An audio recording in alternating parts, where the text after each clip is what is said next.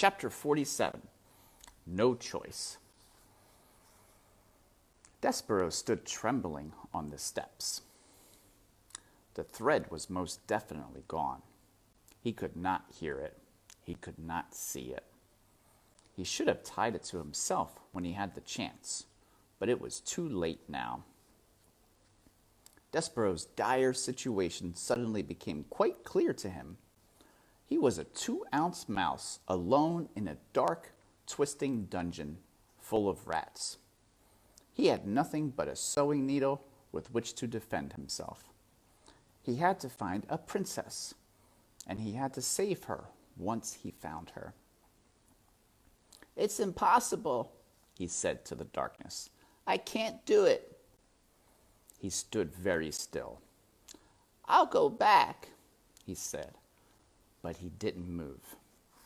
"I have to go back." He took a step backwards.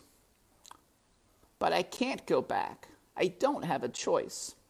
I have no choice." He took one step forward, and then another. No choice.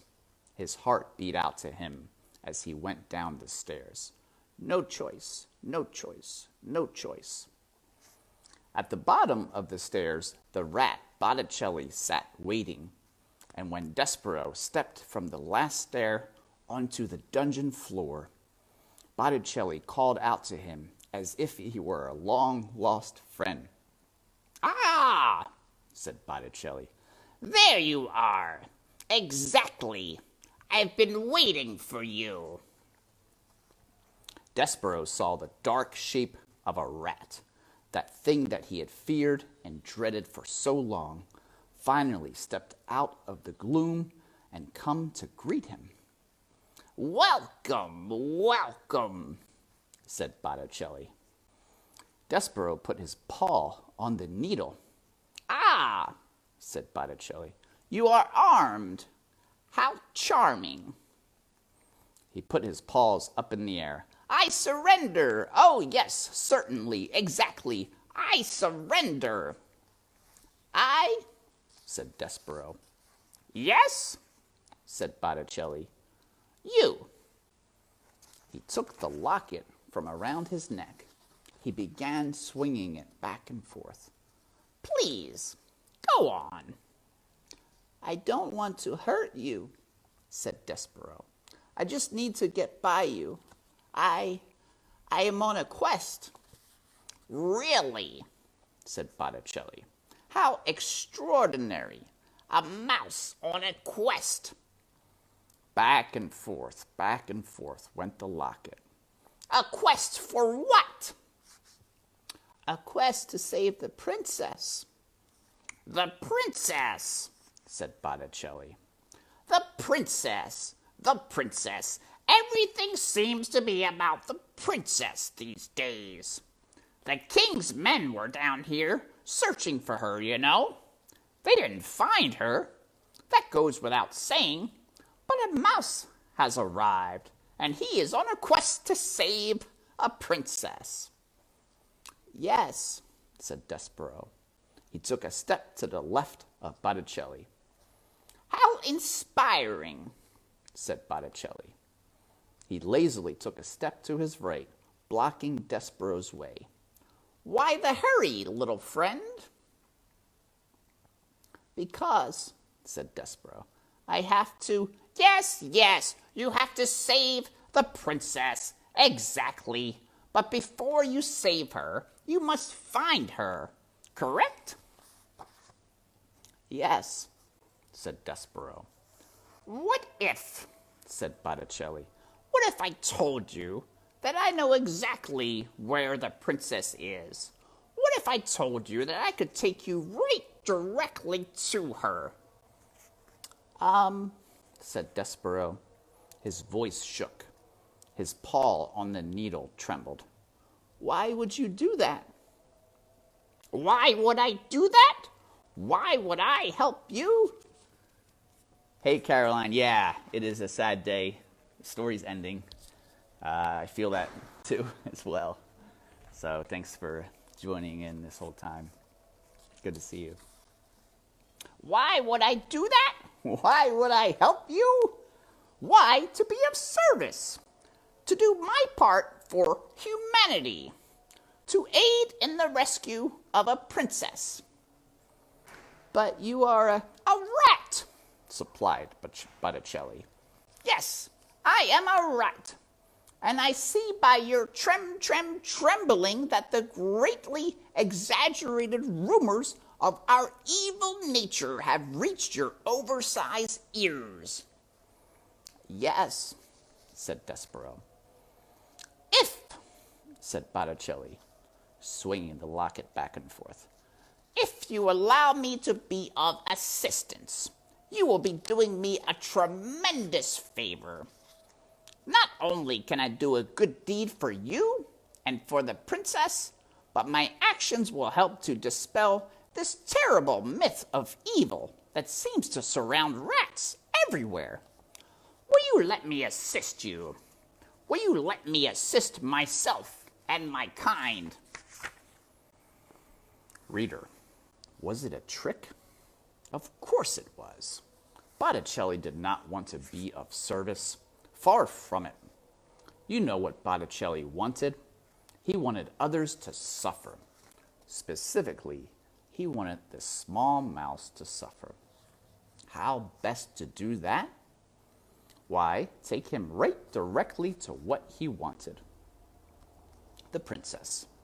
Let him see what his heart desired, and then, and only then, faced with what he loved, would Despereaux die.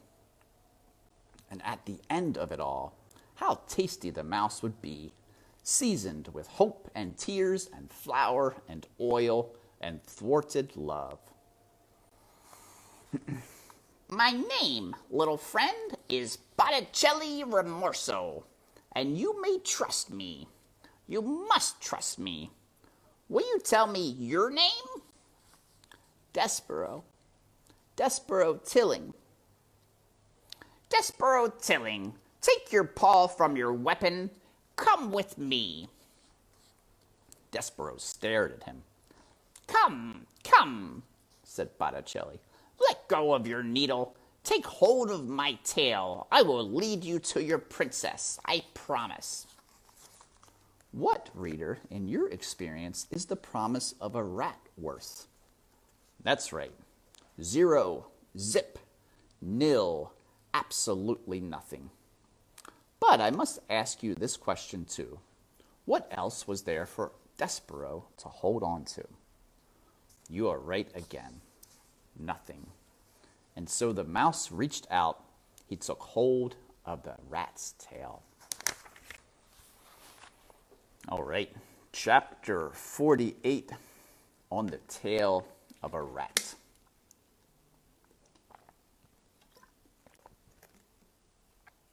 Have you ever had hold of the tail of a rat?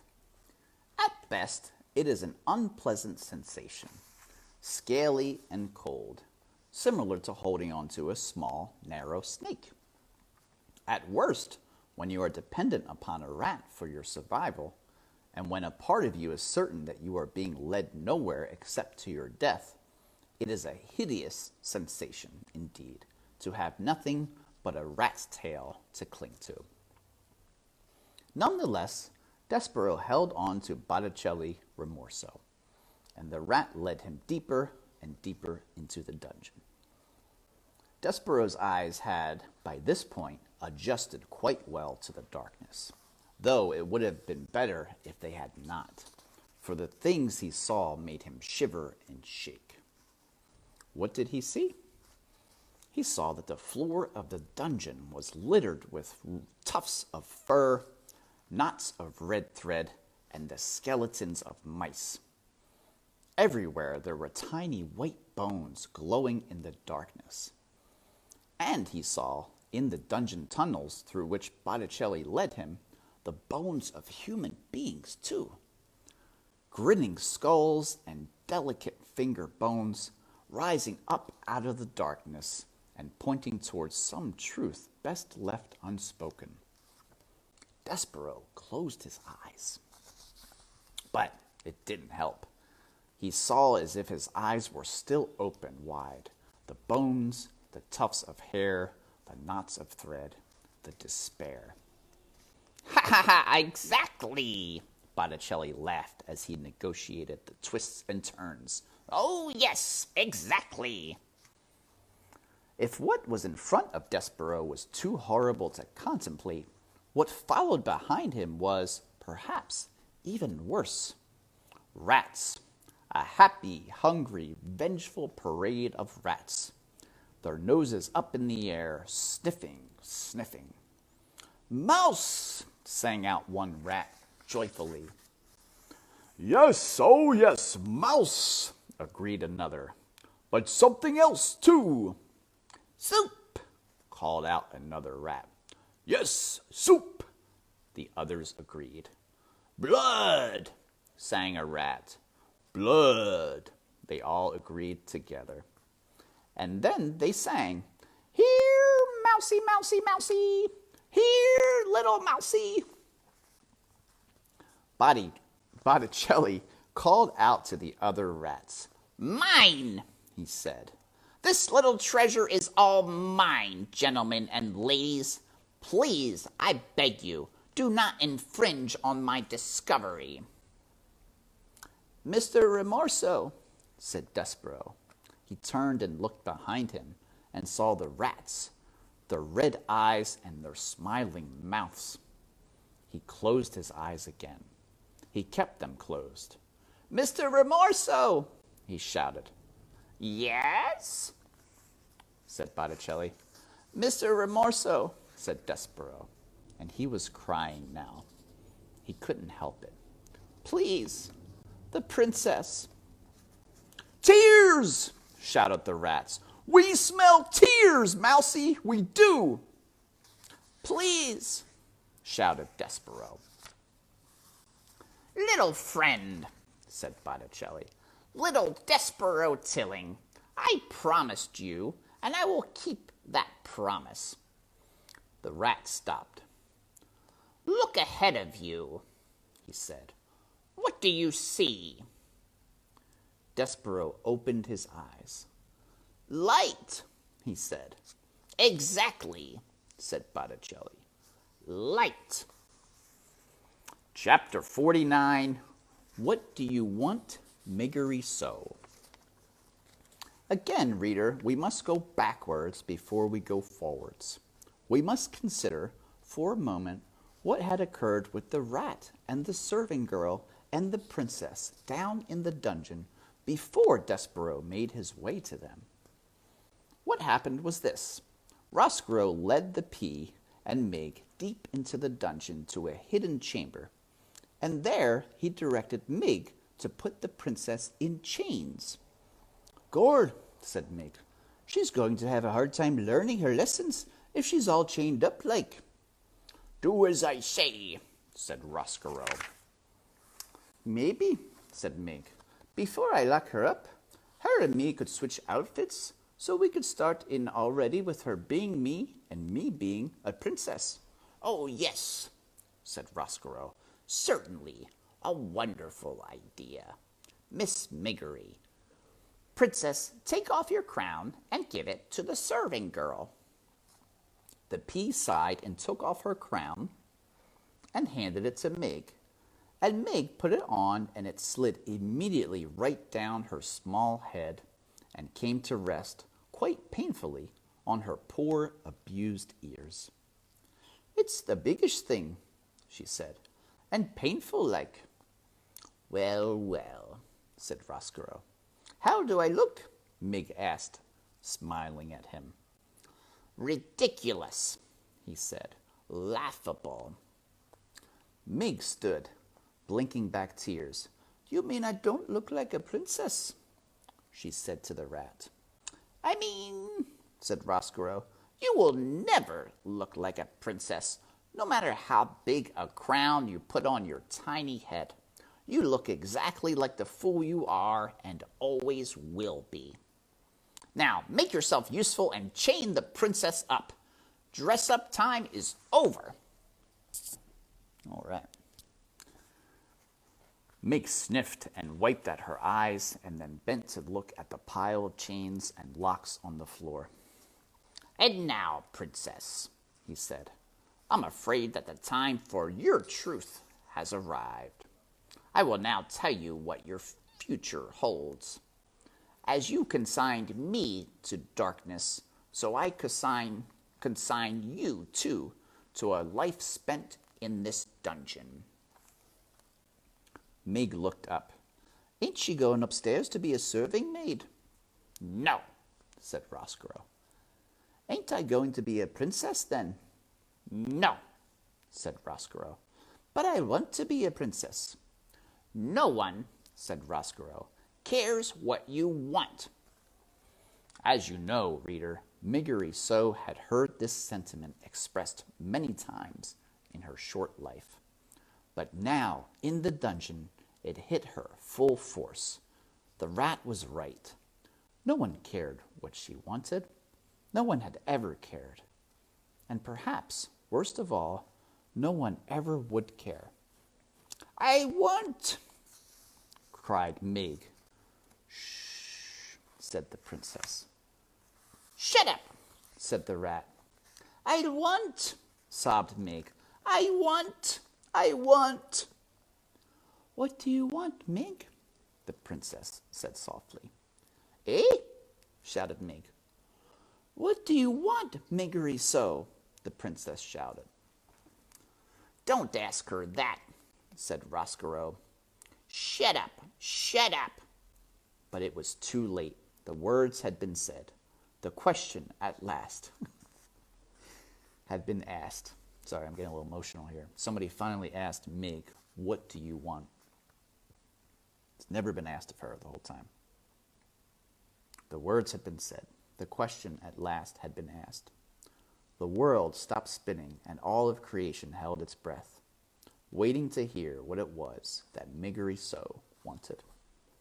"I want," said Meg. "Yes," shouted the pea.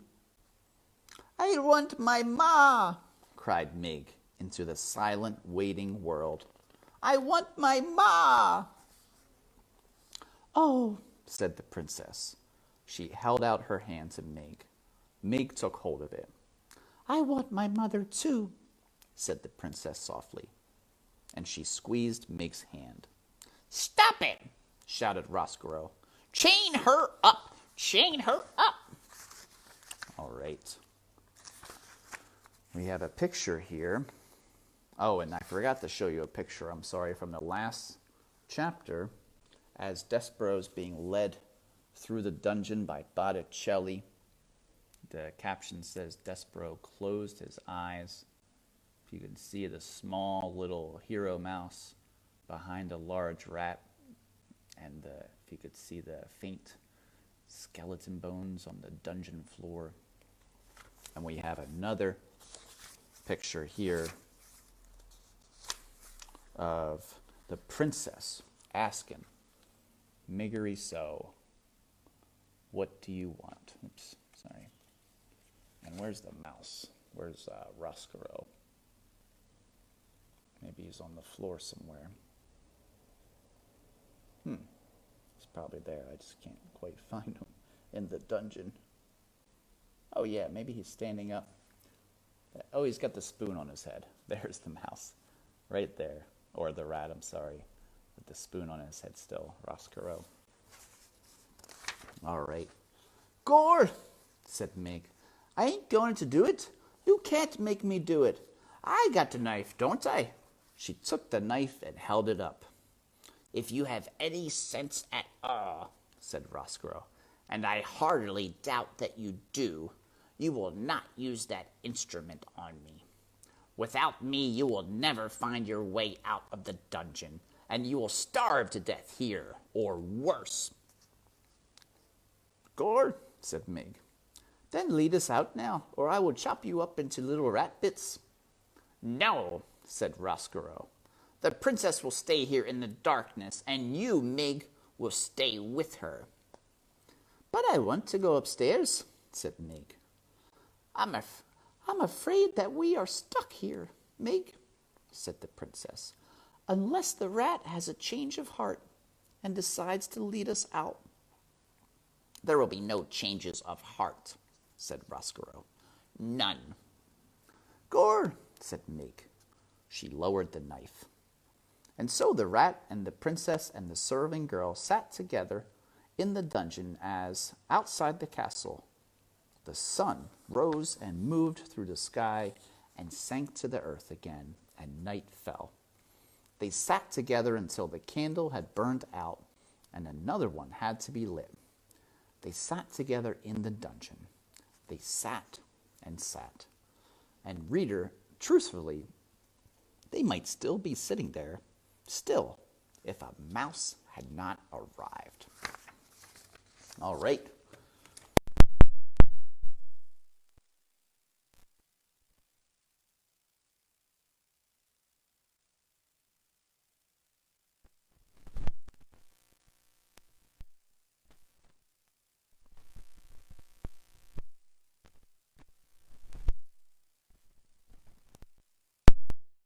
All right. So the earbuds just kind of broke off of the phone there. So hopefully you could still hear me. I think you should be able to.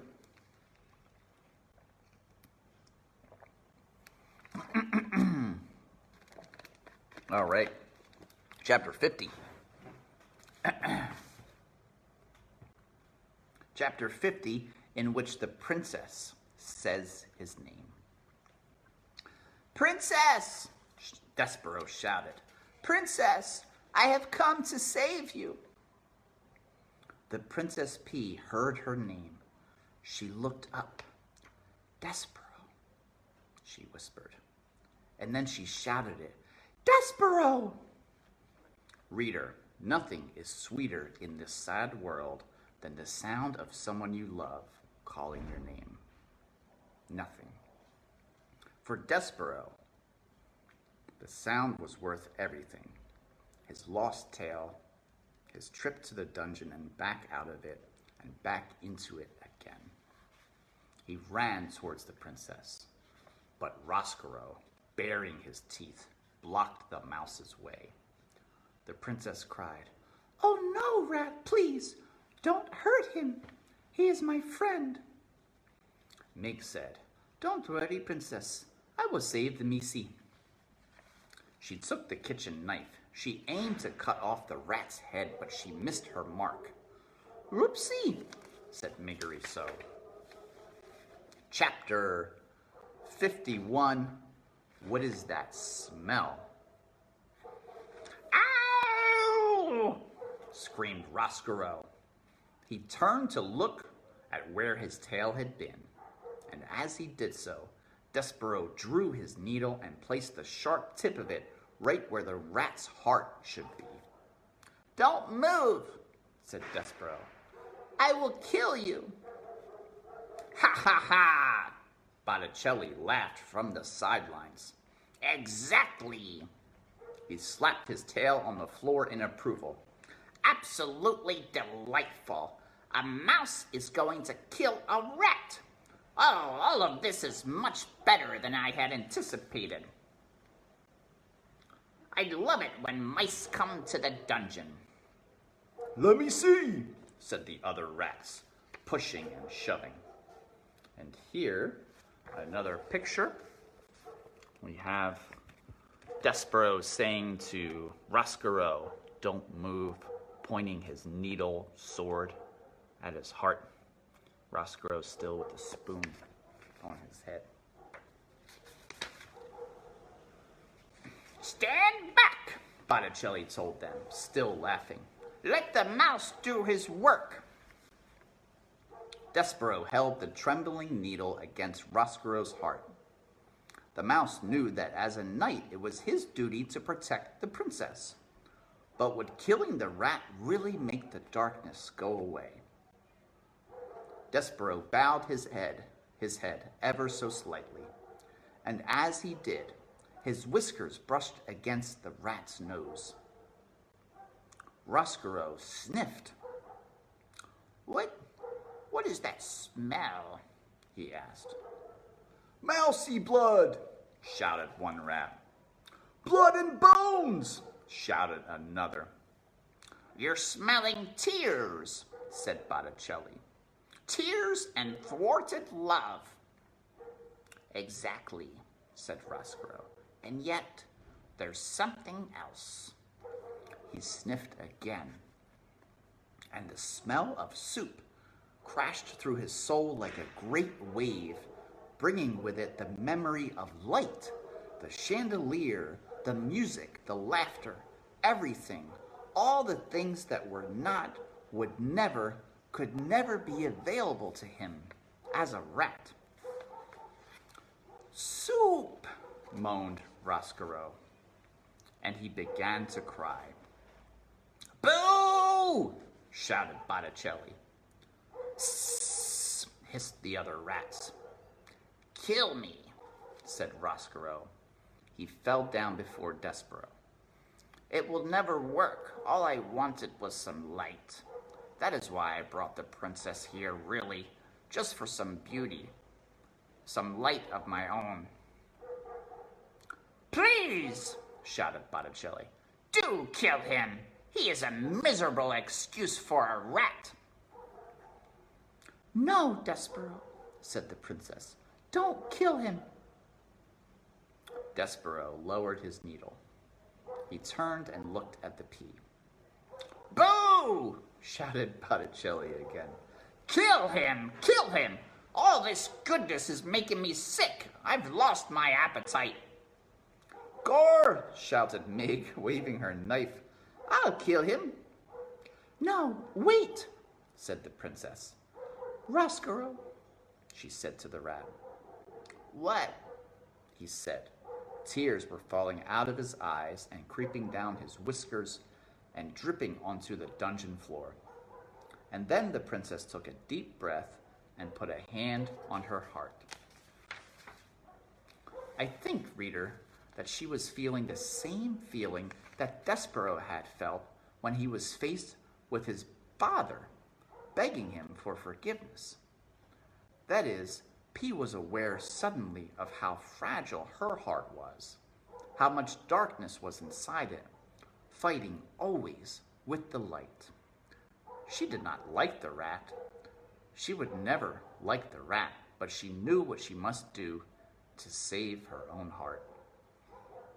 And so here are the words that the princess spoke to her enemy. She said, Roscoe, would you like some soup? The rat sniffed. Don't torment me, he said.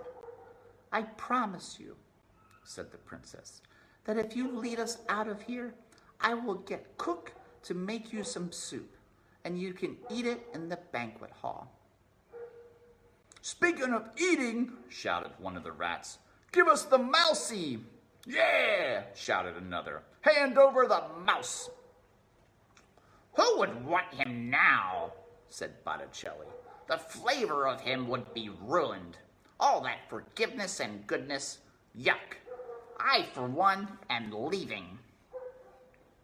Soup in the banquet hall? Roscoe asked the princess. Yes, said the pea. Really? Truly, I promise. Gore, shouted Meg. Soup is illegal. But soup is good, said Despereaux. Yes, said the pea. Isn't it? The princess bent down before the mouse. You are my knight, she said to him, with a shining needle, and I am so glad that you found me. Let's go upstairs. Let's eat some soup. And reader, they did. Last chapter, chapter 52, Happily Ever After. But the question you want answered, I know, is, did they live happily ever after? Yes and no. What of Roscoe? Did he live happily ever after? Well, the princess gave him free access to the upstairs of the castle, and he was allowed to go back and forth from the darkness of the dungeon to the light of the upstairs. But, alas, he never really belonged in either place. The sad fate, I am afraid, of those whose hearts break and then mend in crooked ways. But the rat, in seeking forgiveness, did manage to shed some small light, some happiness into another life. How? Roscoe, reader, told the princess about the prisoner who had once owned a red tablecloth, and the princess saw to it that the prisoner was released. And Roscoe led the man up out of the dungeon and to his daughter, Miggery So. Mig, as you might have guessed, did not get to be a princess, but her father, to atone for what he had done, treated her like one for the rest of his days. And what of Despereaux? Did he live happily ever after? Well, he did not marry the princess, if that is what you mean by happily ever after. Even in a world as strange as this one, a mouse and a princess cannot marry. But reader, they can be friends. And they were. Together, they had many adventures. Those adventures, however, are another story, and this story, I'm afraid, must now draw to a close. But before you leave, reader, imagine this. Imagine an adoring king and a glowing princess, a serving girl with a crown on her head, and a rat with a spoon on his, all gathered around a table in a banquet hall. In the middle of the table, there is a great kettle of soup. Sitting in the place of honor, right next to the princess, is a very small mouse with big ears. And peeking out from behind a dusty velvet curtain, looking in amazement at the scene before them, are 4 other mice. "Mon Dieu, look, look," says Antoinette. He lives, and he seems such a happy mouse." "Forgiven," whispers Lester. "Cripes," says Furlough. "Unbelievable." "Just so," said the Threadmaster Hovis, smiling. "Just so. And reader, it is just so, isn't it?" The end. All right, one last picture to show you eating soup around the table. The king and his daughter, Princess P, and Despereaux there. And here on the other side, we see the mice, Despereaux's parents and siblings, looking on. And there's just one last page called a coda. That's just like an extra little reading after the ending. "Do you remember when Despereaux was in the dungeon, cupped in Gregory the jailer's hand, whispering a story in the old man's ear? I would like it very much if you thought of me as a mouse telling you a story. This story, with the whole of my heart, whispering it in your ear in order to save myself from the darkness, and to save you from darkness too." "Stories are light," Gregory the jailer told Despereaux. Reader, I hope you have found some light here. And now we have truly come to the end. Thanks for watching these last few weeks and tuning in. I've enjoyed reading this book. Enjoyed your hanging out with me. I'll post this one on YouTube as well. I'll just keep that playlist up there in case you need to catch up and watch on old stuff. And yeah, thanks for tuning in. Have a good day.